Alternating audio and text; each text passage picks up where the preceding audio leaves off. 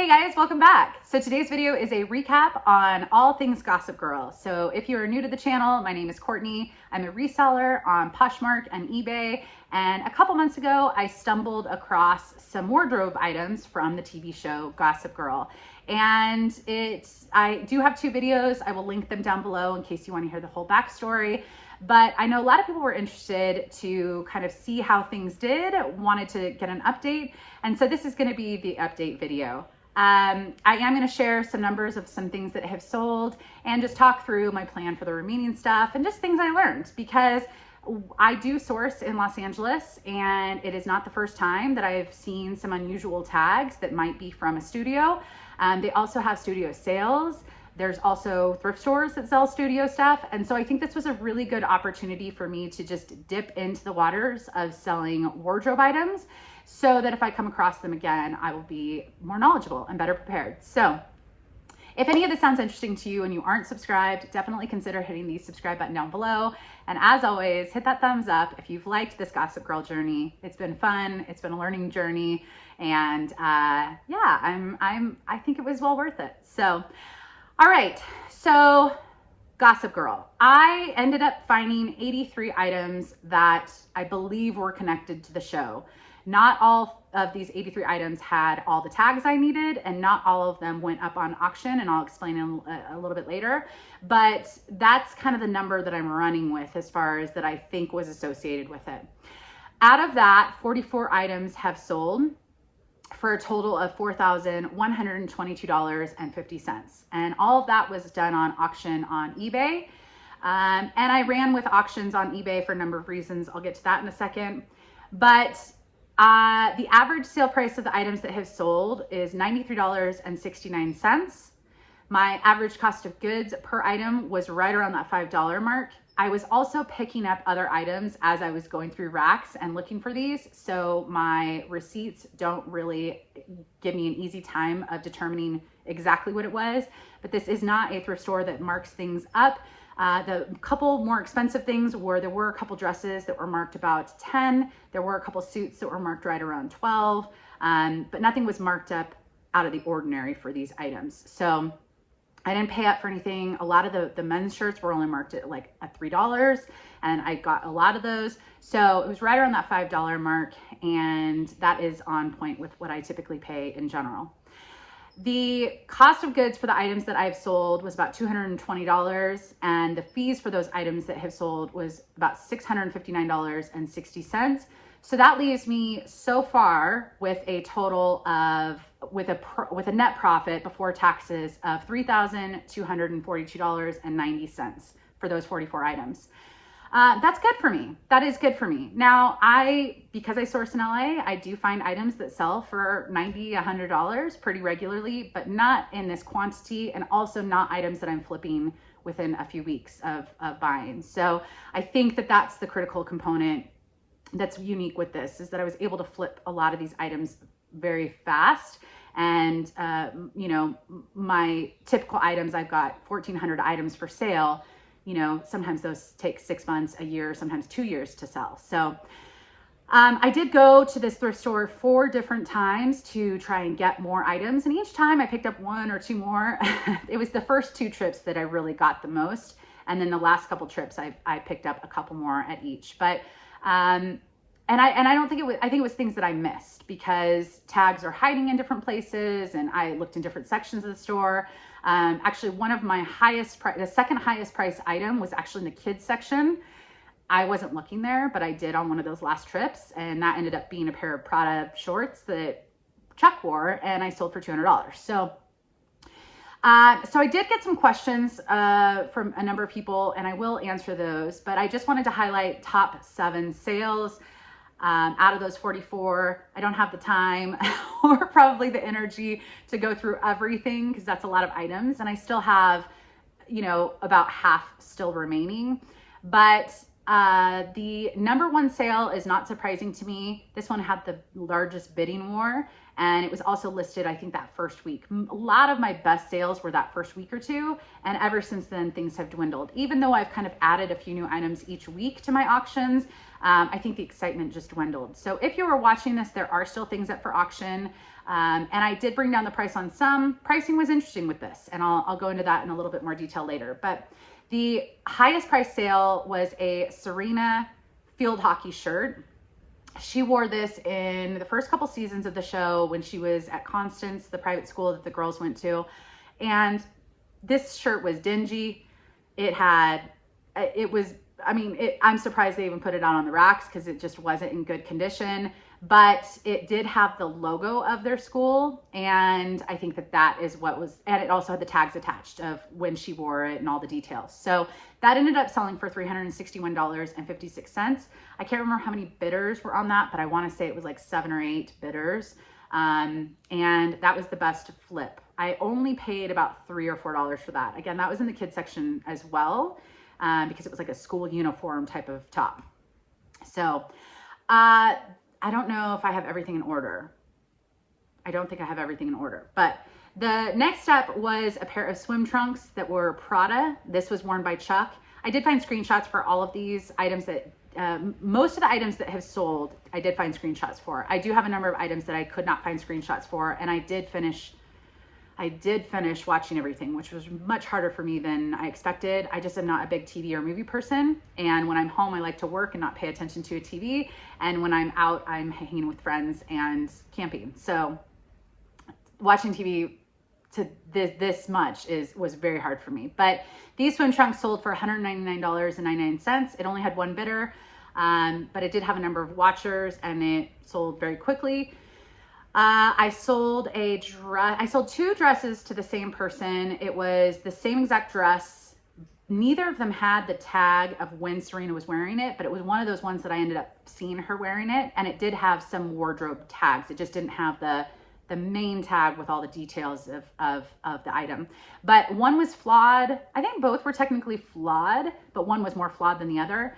And someone bought both of them for $265. Separately, I think one ended up being like 110, one ended up being like 160, or somewhere right around there. So between the two, it was $265 for those 2 identical dresses worn by Serena. Next up was a dress by Diana. Diana is Elizabeth Hurley, and she was kind of in the later part of the seasons. She dated Nate, and she is a big time actress. She had some very high end dresses. One was a Roland Moret. It was flawed. Most of her dresses were actually flawed, and a lot of them didn't have tags. So hers were interesting, but she did have the wardrobe tags, and it did say who the designer was on that. So that helped. It also had the scene information. So I definitely had screenshots for her. But the Roland Moret, even flawed, sold for $167.50. She also had another one that was by Michael Kors. I believe it was Michael Kors collection, but again, that tag wasn't attached. So I was going off of the wardrobe tag. That sold for $161.38. That was also flawed. There was a dress by Lily, which was Serena's mom. It was by the designer Carvin. It was a blue lace dress, and that sold for $182.50. There was a dress that was worn by Ivy, also known as Charlie, depending on if you know the show. She kind of had she had 2 different names, 2 different characters. She was 2 different people, depending on the day or the episode.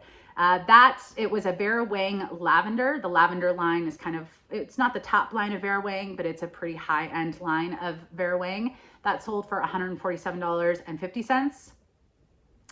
And let's see, I think that is the top 7 sales. So how many items do I still have for sale? What are my plans for them? So I have 24, I think, up on auction right now.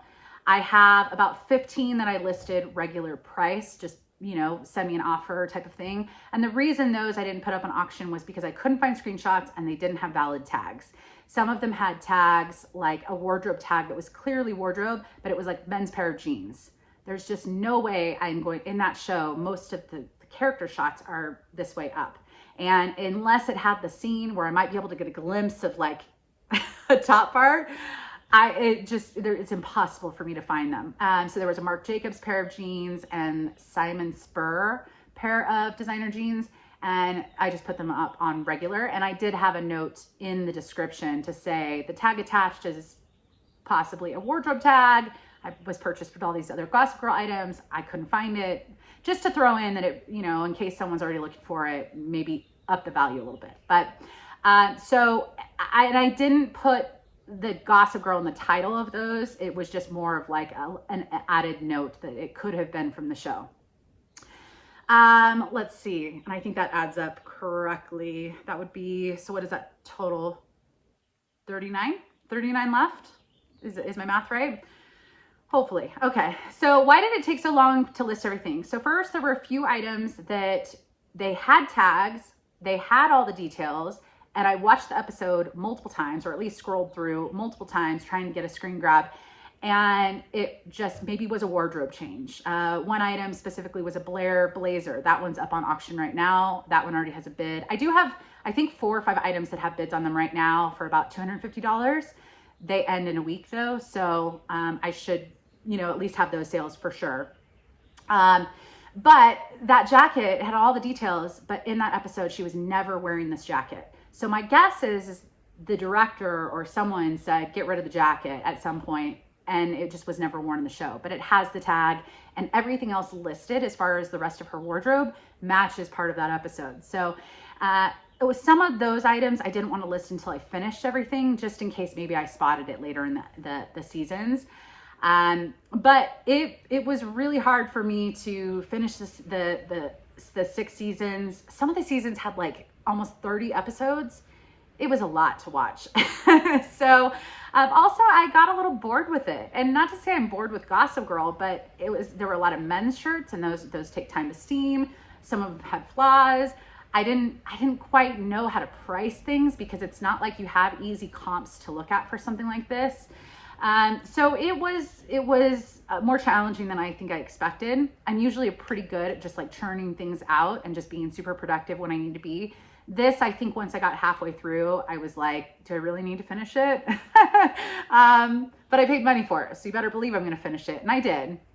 And everything will sell eventually. It's just, I think the bulk of the money is probably sold by now. And now it's just going to be the remnants, if that makes sense. So what are some things that I learned? A lot of these items had flaws and they still sold. And some of those, like the Serena dresses, where there were 2 of them, she actually had gotten a little bit of a tip for a fight. And I think that some of the damage could have actually been from that show, and that could probably amp up the value.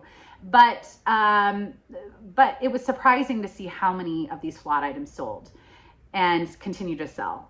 Dolce & Gabbana men's shirt with some stains sold just last week. It's interesting to me, because I wasn't sure who the buyers were going to be. And on that note, I got asked, I didn't get asked. I got some very nice people sending me comments or questions or statements on both comments and Instagram directly. And, you know, basically making suggestions on how I could list them differently, and questions of why I was listing it a certain way. So I did put this under entertainment memorabilia, under television, under wardrobe. That is a category in eBay. And I didn't know what the value of the stuff was. Yes, I see people post a trendy jacket that Blair wore, and they could get $300 for it, and it's not even the exact jacket she wore. I know there are people who want to buy items that were worn in the show. But this stuff, to me, I don't really want to hold on to this stuff. I would rather let the market just dictate what the value is and keep it simple for myself. I also was very worried about the legal aspect for 2 reasons. One, my YouTube channel. I don't know who's watching this. I don't know what the first video got, but over 8,000 people viewed that video. And I don't know who has search terms on eBay looking for certain things. And this is my livelihood. Reselling and YouTube is my livelihood. And if my YouTube channel or my eBay account got shut down, that is a huge chunk of my livelihood and paying my bills. And I just didn't want to risk it. So I tried to minimize the risk by having lots of disclaimers on each item. I basically copied and pasted depending on if it had tags or didn't have tags, etc. But I really wanted to play it safe, and some people might disagree with that. But I think the most heartbreaking thing through this experience was when I did research and I saw how many people were selling things, making claims that they were from the wardrobe of a show. In fact, someone that sells a lot of Gossip Girl stuff, selling things that's making these claims with no proof whatsoever. And to me, that really gives me a very not great feeling about this part of the reselling community is that it could be very misleading. And these tags, I think anyone that watched those hauls knew I couldn't fake this stuff. There would be no way that I would be able to find this amount of stuff on my own and make those tags and know all the different designers. There's no way I could have faked this. But there are people that do. And it makes me really sad that that's something that people choose to do. And so I personally wanted to, if I can get a good return, 5, 10, 20 times the value that I paid, and I can move this stuff quickly, I'm going to be pretty happy, and I'm going to feel good about not scamming anyone or making anyone feel like I'm scamming them, because there are people out there that do that, specifically around wardrobe pieces. The other thing I realized about research was if you buy an auction lot from a studio, so studios might contribute a wardrobe to an auction house, and you bid on them, and some resellers do that. Not for Gossip Girl, but for other shows I found. And with your auction purchase, you actually get a card that is authentication from the studio. And because I didn't have anything like that, I'm sitting there going, man, that would be really nice to have. But I bought these at a thrift store. I don't think I want the studio knowing that I bought them at a thrift store, because I don't want anyone getting in trouble, because maybe I'll find more shows in the future. So I think in general, it was just a really uncomfortable thing for me on two sides. I didn't want to ever be perceived as a scammer. I didn't want to get attention of any legal issues. And I just wanted to move my items in what I thought was a fair value. And it worked out best for me. Would other people do it differently? Would they have worded things differently? Would they have put up screenshots on the main photo, which I chose not to do because those are not my screenshots. I did use screenshots, but this is not my work. And again, I was really trying to avoid any legal issues. And maybe this is just my marketing background, but I do, it was my call, and I feel pretty good with it about being honest. So that's that. Let's see. I feel like I talked about that for a while. Screenshots for items could not always be found, and that was interesting to me. I thought for sure if I had the tag with the episode and the season and the scenes that I would easily be able to find it. There were a few items that I could not, and it drove me nuts. So that was surprising to me. Women's items did better overall, which wasn't surprising to me. So I remember the second time I went back to the thrift store, it was right when I listed stuff and I saw bids coming in, and I was like, oh, okay, the women's stuff. So I really tried to get more women's stuff, but man, I found a lot of men's stuff. And it's not that stuff is bad. It's just, I think women's fashion, and since this was a fashion forward show, women's fashion tends to be a little bit more valued overall. Just because it's, I don't know, it's usually a little bit more flamboyant and out there, and yeah. So, all right, some questions, comments that I got. I did post on Instagram to see if anyone had any specific questions. But you could have gotten so much more. So I kind of just talked about this. I did want a quick return. I did want to play it safe, and I did not want to draw, too much attention. Someone had some people have things listed for $500-600 just seen on, not even worn by, which was terminology I chose not to use. But I don't, why would I list something for $500 and then wait 3 years for maybe a buyer? It just isn't my niche. It isn't my specialty. And it's not really what I was hoping for with this. I was hoping for some quick flips where I could get a good return. And if someone resold it after me, that's on them to pay a pretty high price up front and also possibly wait a lot longer for a flip. So for me, this was a happy medium and something I was really comfortable with. Let's see. Any regrets, things I would have done differently?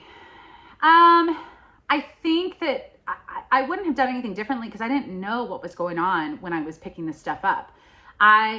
If I knew now what I know now and I could go back, I would not pick up anything without the wardrobe tag that has the episode and the season and the scene and the actor, because I picked up quite a few things that I just could not find any information on. And watching that amount of TV, I started losing my train like focusing on what they were wearing at all times. So I would say probably 20 to 30 items I probably wouldn't have picked up if I could go back in time. But I have them. I didn't pay much for them. I'm sure I'm still going to make a profit off of them. It's just they might not sell quickly and not for, you know, the 90 something dollars average that I got with the first 44 items. So and then lastly, someone asked if I enjoyed watching the show. It's interesting. I remember watching it when it was out. Never binge watched it, never watched everything, but I followed along a little bit periodically. And I think it was closer, I am closer in age to them, but this started 2008, I believe, 2006, 2008, somewhere around there. And so I was just at a different place in my life where some of that was a little bit more, I could relate to a little bit more. Now watching something in high school or even like, you know, late teens, early 20s, I think the most interesting thing to me is like, it's just not as believable as it once was. I think now I am 39. I just having an 18-year-old running a or a 19-year-old running a publishing company or running his dad's empire. Or Blair eventually taking over her mom's, you know, fashion design house. It's very non-believable for me on certain things. And also I think it got very dramatic. And I don't want to like spoil anything, but the last season, I'm just sitting there going, really? Like and I think a lot of shows go through that. But it wasn't as relatable to me as I remembered it being, because it is a pretty drastic difference in age from where I'm at now. And I don't know, just more life experience to go. You could have all the money in the world. Some of those things just aren't as believable, but it's a good show. It's a well done show, and it's a very fashionable show. And what's fun to me is to see some of that stuff that they're wearing 10, 15 years ago, we would still wear today, and just how far ahead of the curve they were with their fashion statements. And some of it's already looking dated, which is also interesting. So it's been a really fun journey.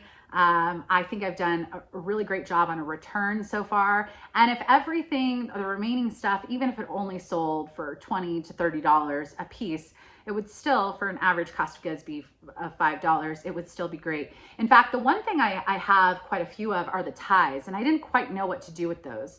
I had the ties from Constance, and they didn't have tags associated with them, but they're hard to fake because they're the exact, you know, match to the show. I think I had like 7 a piece of them. I only sold 1 of each, and I did that on auction to see what someone was willing to pay. I think those sold for $45, $50 a piece. I think I'll probably just end up listing those on on Buy It Now, and just maybe have a flat rate with no offers and see how it does there. So those will probably be up just in the lot. I think it would be a really great Halloween costume for the super fans. It's not some crazy wardrobe piece, but I think it's a fun wardrobe piece. And they had a lot of them because a lot of the girls had them as part of their uniform for the first couple seasons. So if you are interested in something like that, that'll probably be up on eBay as well. But overall, it's been a fun journey. It's been fun to share. And I do have a much better understanding of if I stumble across tags that indicate wardrobe, I would do things differently. And spoiler alert, I actually found some more. A different show. I don't know. I don't know when I'm going to get to it. And I didn't find that many items. I think it was only about 10 items, and it was completely different tags. But I did, from my Gossip Girl experience, find some other stuff, and it's a sci-fi show that's no longer around. I think it's been about 10 years since that one has ended too. And I just haven't had the energy to get to that because I really wanted a break between Gossip Girl, but stay tuned. I should probably have a video on that at some point in the future. So anyways, if you liked this journey, be sure to hit the thumbs up. It's meant a lot to me, of all of the positivity and words of encouragement with this, because it was overwhelming and a lot to consume while I'm still trying to just manage my everyday reselling business. But it's been fun. So I will see you guys in the next video. Hope everyone's doing well. Bye.